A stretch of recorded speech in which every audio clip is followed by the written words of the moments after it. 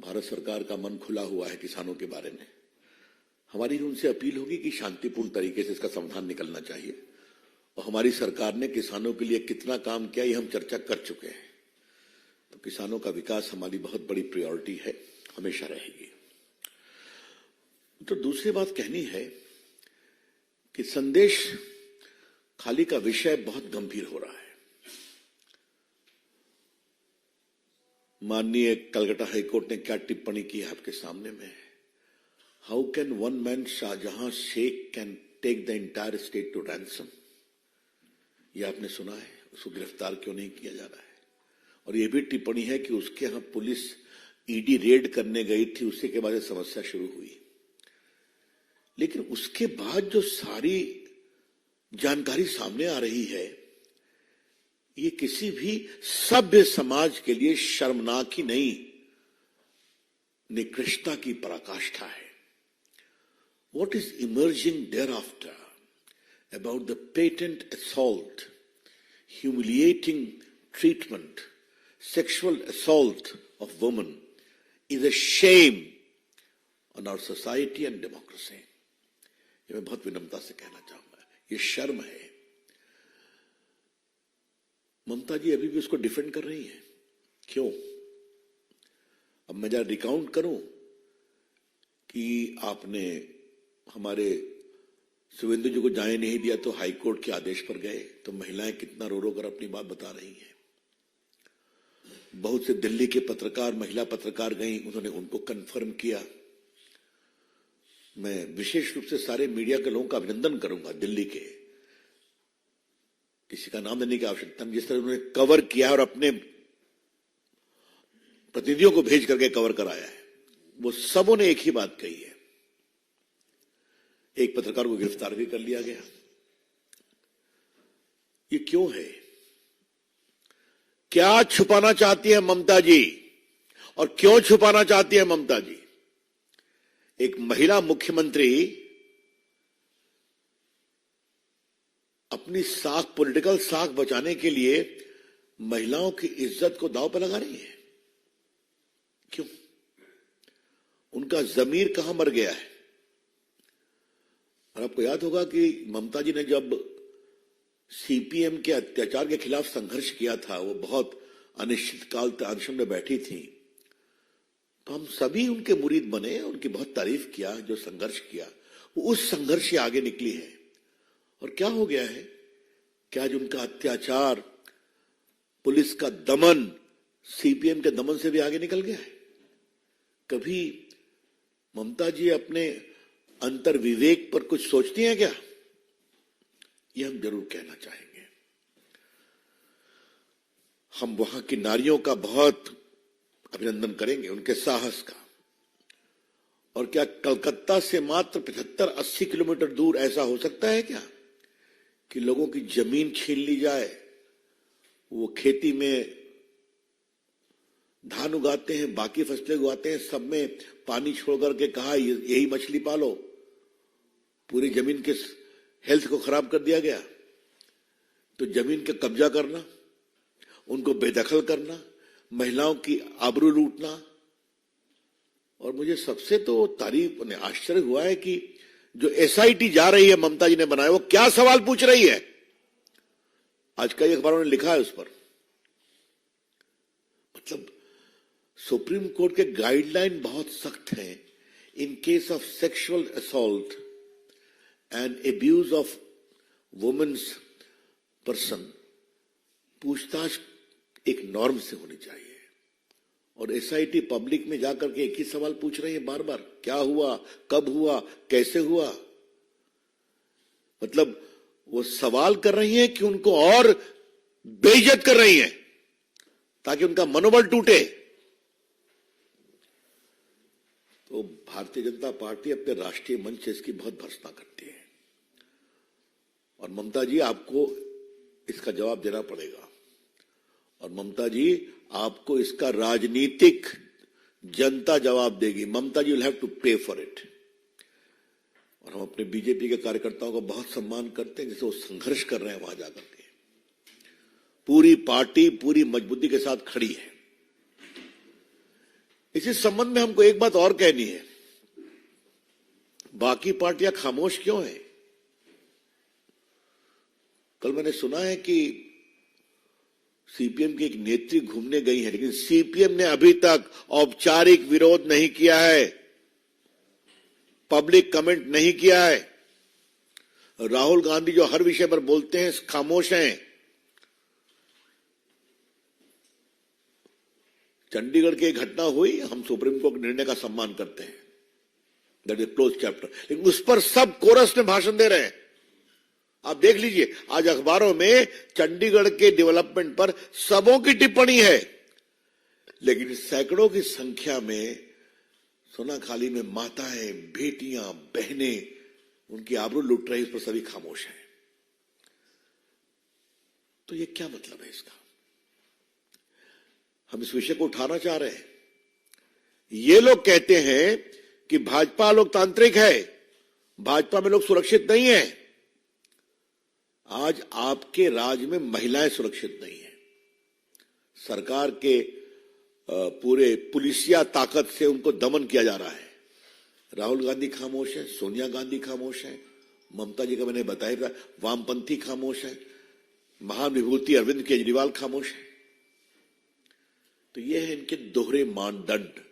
The share hypocrisy and utter double standard of these opposition parties is self evident.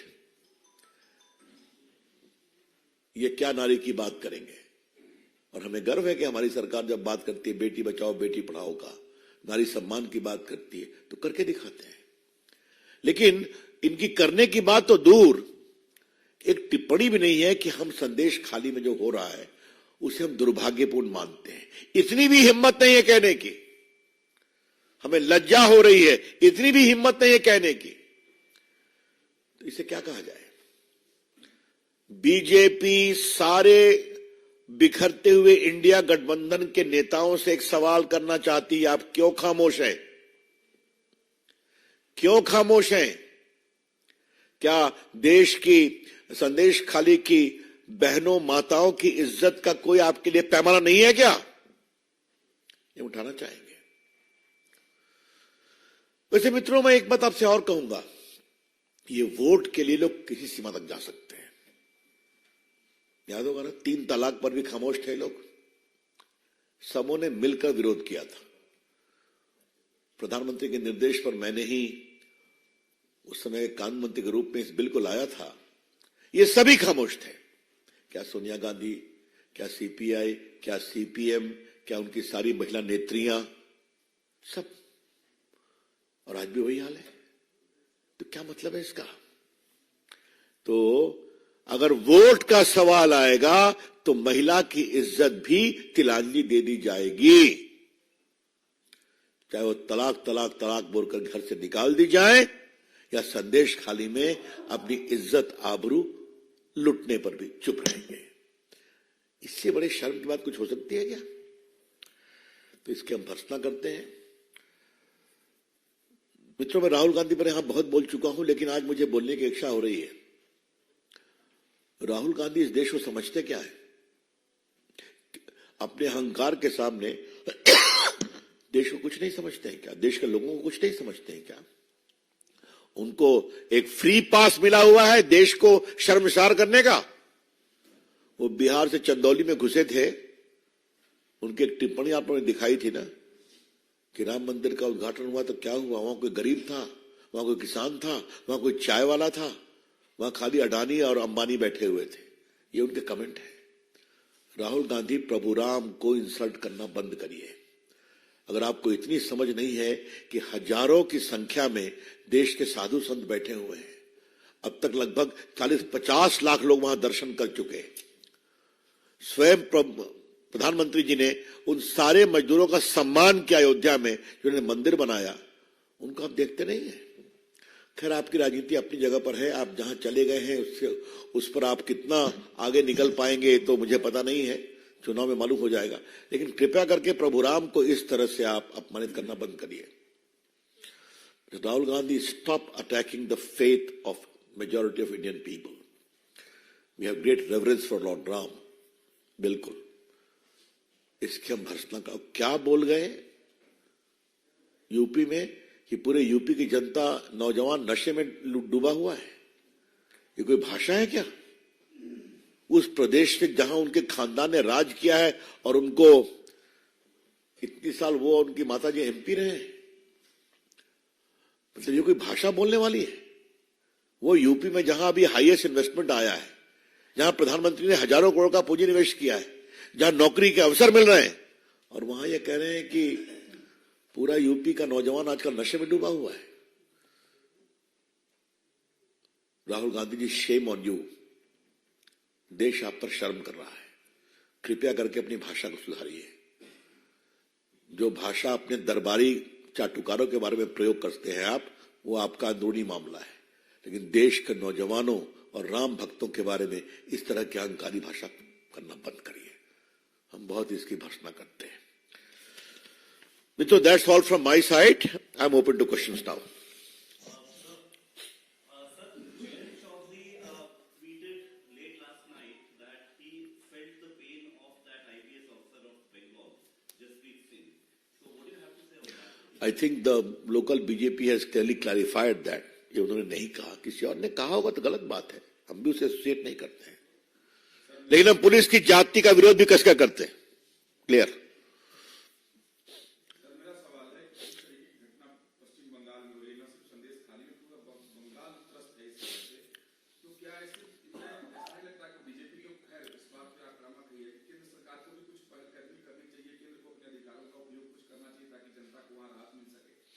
देखिए, जितना करना है वो मैं खुद एमपी का डेलीगेशन लेकर के गया था और ममता जी से मैंने कहा था कि मैं आ रहा हूं, मुझे आप जाने देंगी? मैं तैयार था। मैं गया, देखा, मैंने यहां रिपोर्ट भी दी है जिस तरह से बदसलूकी की। मैं गांव गांव में गया था, मैंने केंद्र को भी रिपोर्ट दी थी।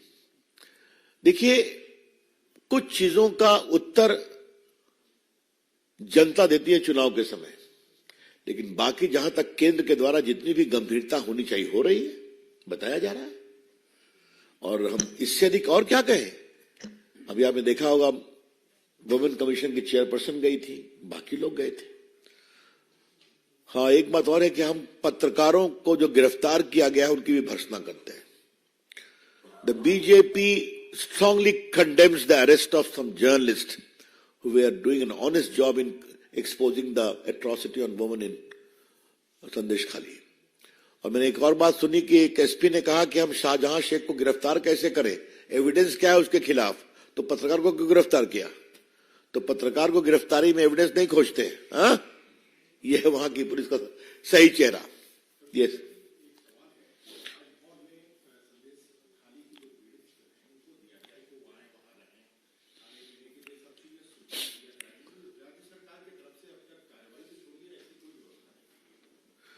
तो ऐसा इसमें कौन सी नई बात है? वहां के ग्राम पंचायत चुनाव में लोगों को मारा पीटा गया था ना, याद है ना आपको? लोग को अपना घर छोड़ के भागना पड़ा था, कोई आश्रय नहीं मिला। बहुत आसाम में गए, बहुत झारखंड में रहे, कुछ राजभवन में भी मिलने गए थे। वही हाल अभी हो रहा है। तो ममता जी की अगुवाई में Bengal has become a lawless state, जहां ना कोई मानवीय संवेदना है, न नारी की गरिमा है, न नारी का सम्मान है। और बाकी तो पुलिस प्रशासन का हाल आप जानते ही हैं, हाईकोर्ट स्वयं देख रहा है उसको।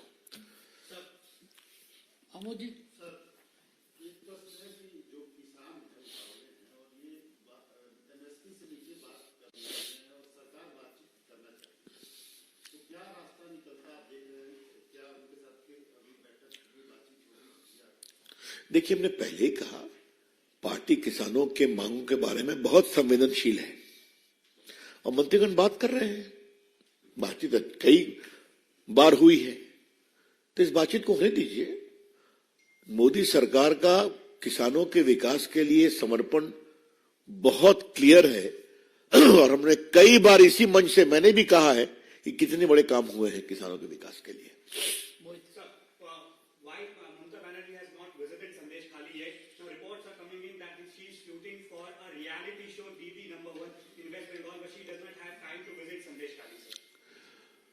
this shows her misplaced priorities.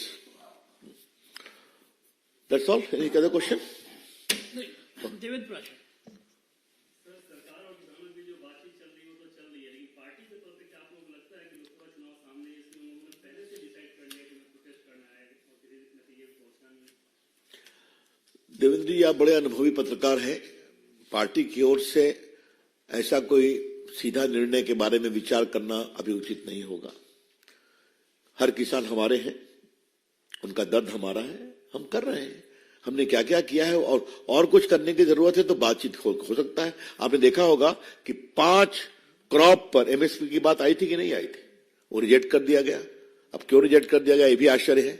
हमारी बातचीत जारी रहनी चाहिए, हमारा मानना है। मेरा एक सवाल है, बंगाल की कानून व्यवस्था को लेकर हर 15 दिन में आपकी पार्टी प्रेस कॉन्फ्रेंस करती है और महीने 2 महीने में एक आधा डेलीगेशन जो है वहां जाता है वहां की सिचुएशन को देखने के लिए। क्या आपको नहीं लगता, क्योंकि आप देश के वरिष्ठ वकील के हैं, कानून मंत्री रह चुके हैं, राष्ट्रपति शासन की अनुशंसा जो है अब आपकी पार्टी को बंगाल के लिए करनी चाहिए? ऐसा है, हम ऐसा मानते हैं। हम कांग्रेसी नहीं है हिमांशु जी, जो थोक के भाव राष्ट्रपति शासन लगाते हैं। हाँ? हम संविधान को मानने वाले लोग हैं। तो देखेंगे, अभी लोकसभा का चुनाव देखिए जनता क्या जवाब देती है। कई बार जनता का मत और अभिमत बहुत प्रभावी होता है।